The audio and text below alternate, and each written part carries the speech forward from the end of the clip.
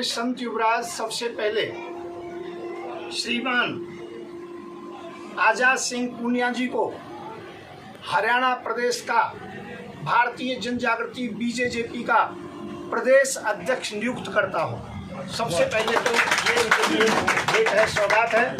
और मैं पूर्ण विश्वास के साथ कहता हूं, हरियाणा की सत्ता एक दिन इनके हाथ में होगी, ये आगे पहुंचेंगे और ये बरकरार इसी प्रकार से इस पद पर सदैव बने रहेंगे।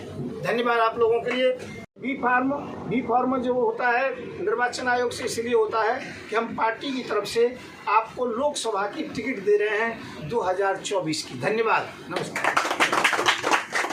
मैं आपके उज्जवल भविष्य की कामना करता हूं और मुझे विश्वास है, आशा है, परिपूर्ण विश्वास है कि आप लोग पूर्ण बहुमत से, भारी बहुमत से गैस सिलेंडर पर मोहर लगा करके हमारे प्रत्याशी श्रीमान आजाद सिंह पूनिया जी को भारी मतों से विजयी कराएंगे। धन्यवाद।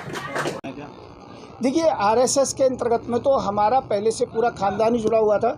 उसका कारण है, मेरे पिताजी का नाम दीनदयाल शास्त्री था और दीनदयाल उपाध्याय जी जो थे वो उनके बुआ के लड़के थे, तो वो एक साथ रहते थे। उन्होंने फिर जनसंघ की स्थापना की, फिर धीरे धीरे करके मधुक जी ने आकर के इसको जो भारतीय जनता पार्टी का नाम दिया। तो हमारा इसमें खून पसीना एक रहा है। हमारा स्वप्न था देश को धर्मनिरपेक्षता से लेके चलेंगे, आगे बढ़ाएंगे, पर इन्होंने नहीं बढ़ाया। और इसी संदर्भ में जो कि हम काफ़ी निकट रहे हैं इस पार्टी के और पार्टी के बड़े बड़े कार्यकर्ताओं के साथ में। समय कैसा गुजरा आपके साथ, योगी के साथ, मोदी के साथ? हाँ, योगी तो जिलाध्यक्ष रहे हैं हमारे, जो कि हिंदू सेना के अंतर्गत में रहे हैं। जब उनको निकाल दिया गया तो उसके बाद में फिर उन्होंने युवा वाहिनी बना ली। कारण क्या रहा था निकालने का? नहीं, निकालने का कारण अंदरूनी हमारा रहा, वो मैं आपको स्पष्टीकरण नहीं कर सकता हूँ। और मैं बिल्डोजर से डर नहीं लगता है मुझे, परंतु फिर भी बता रहा हूँ कि मैं जो कि कुछ बातें चरित्र के मामले में किसी पर टीका टिप्पणी नहीं करना चाहता, तो इसलिए उनको निकाला गया। निकालने का उन्होंने अपनी युवा वाहिनी बनाई और अच्छी चल रही है, मैं उनको बधाई देता हूँ। मोदी जी की बात रही तो मोदी जी और हमने 3 साल भिक्षावृत्ति की है। ये लगभग जो कि 90 के दशक से पहली बात है।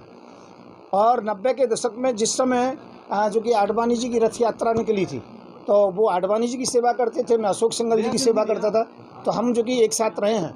पर हमारा मानना ये था कि धर्मनिरपेक्षता से देश चले, जाति और बिरादरी का कोई जो कि विषय नहीं होना चाहिए, और जो भी काम करना है उसको समझौता से हो। इस प्रकार से हिंदू मुसलमान की राजनीति करके तो देश टूटेगा, इसलिए हमने बगावत नहीं की है। हम अपने उद्देश्य पर आए हुए हैं और अब की बार हमारे हाथ में सत्ता आएगी तो हम जिनसे जो भी कुछ कमियां हुई हैं उन कमियों को दूर करेंगे और हम धर्मनिरपेक्षता से शासन करेंगे। और मैं इतना ज़रूर बताना चाहता हूं, केवल हमारे विकास के मुद्दे हैं, दूसरे कोई मुद्दे नहीं हैं। आप पे कुछ मुकदमे या कुछ आरोप भी लगे हुए हैं कि क्या कारण रहा? अब 37 बार जेल गया हूं तो मुकदमे तो लगे ही होंगे। 150-200 से ऊपर जो मुकदमे भी हैं। 37 बार जो आदमी जेल जा चुका हो तो आप जानते हो। फिर मुझे अभी 2 साल पहले जहर भी दिया गया, जो कि स्लो पॉइजन दिया गया। ये सबको विदित है। तिहाड़ में जो मुद्दे उठाने के कारण है, कोई आप निजी? नहीं, निजी कोई दुश्मनी नहीं है। देश के मुद्दे उठाए। मैंने ये कहा था, आप बीफ व्यापार करते हो, गाय के मांस का व्यापार करते हो, जो सभी जानते हैं चौगुना हो रहा है। कांग्रेस के टाइम में कम था, तो ये मानते ही नहीं है, आज भी नहीं मानते हैं। गाय का मांस का व्यापार करते हैं। मैं विदेशों में गया, हर जगह से जो कि कोटेशन लेके आया, तो इन्होंने मुझसे कहा रेप के केस लगाएंगे, तो मेरे ऊपर 18 तो रेप के केस लगाए। और दूसरा क्या है कि इन्होंने एक नहीं अनेकों बार जो कि मुझे जेल में भेजा, अनेकों प्रकार के केस लगाए, पर सभी में मैं जीता हूं, इसमें कोई शंका नहीं। नोटिस पर नोटिस आते रहते हैं, परंतु हम अपनी जगह पर डटे हुए हैं और हम देश के लिए काम कर रहे हैं। जो आपने गाय के मांस का बताया, कौन व्यापार कर रहा है गाय के मांस? भाई स्पष्ट है, जब प्रधानमंत्री जो कि तोप ला सकता है, प्रधानमंत्री जहाज ला सकता है, प्रधानमंत्री दूसरे देशों को सहयोग कर सकता है, प्रधानमंत्री सब काम कर सकते हैं, तो गाय का मांस कौन बेचता है? कोई अपने आप तो कोई करता नहीं है। पुल बनता है, फीता काटने प्रधानमंत्री आता है केवल, और नाम उनका होता है प्रधानमंत्री जी ने बनाया। इसी प्रकार से व्यापार तो कार्यकर्ता करते हैं, परंतु व्यापार मोदी जी कर रहे हैं गाय के मांस का, इसमें कोई शंका नहीं। बहुत बड़ी बात कही आपने, इस पर भी नोटिस आ सकता है, आप इसको कह रहे हैं? नोटिस आया तो कोई दिक्कत नहीं, मैं तैयार हूँ। मेरा एक पैर हर समय जेल में रहता है और कोई परेशानी नहीं, सब व्यवस्था है हमारे पास में। धन्यवाद। तो क्या कहेंगे? बड़ी खुशी की बात है कि हमारे कहने पर संत युवराज जी पहुँचे यहाँ पर, और पहले तो मैं इनका धन्यवाद करना चाहूँगा कि वो इस मौके पर पहुँचे, और जो उन्होंने मान सम्मान रखा, मैं उसकी पूरी अपने दिल से मान सम्मान, जैसे गुरुजी ने कहा है, तो मैं जरूर उससे हम अपनी कोशिश करेंगे। प्रचार को लेके कैसे आप लोगों के बीच में जाएंगे, क्या मुद्दे आप उठाएंगे? देखो, प्रचार के लिए तो हम गरीब लोग हैं, हम लोग जनता के बीच में बोलना जानते हैं, जनता के बीच में बात करेंगे, अपने मुद्दे रखेंगे। जो स्वामी जी ने बोला है, जो उनके पार्टी के मुद्दे हम जरूर रखेंगे। जनता से जुड़े हुए मुद्दे हैं वो, और जनता के बीच में जरूर रखने चाहिए कि जनता पीड़ित है इन लोगों से। मैं कहता हूँ कि जो सांप्रदायिकता इन्होंने फैलाई है, मेरा देश एक गुलदस्ते की तरह है जिसमें चारों तरफ से फूल लगे हुए हैं। उन फूलों को उजाड़ने की कोशिश की है। एक धर्म का देश नहीं है, सभी का धर्म का देश है। ये संविधान से खिलवाड़ करने की कोशिश है।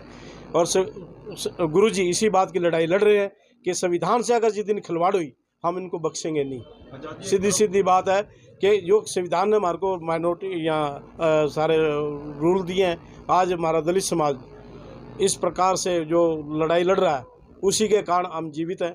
अगर संविधान से छेड़खानी की गई तो ये इनके लिए दुष्परिणाम लेकर आएगा। पूर्व मुख्यमंत्री आपके सामने टक्कर दे रहे हैं, तो कैसे सामना करेंगे आप? कहाँ के टक्कर, गांव में वोटर नहीं दिया जा रहा। वो पहले भ्रष्ट आदमी है, जैसे गुरुजी ने कहा भ्रष्ट आदमी है। आज जनता के बीच में पैर पकड़ते फिर रहे हैं।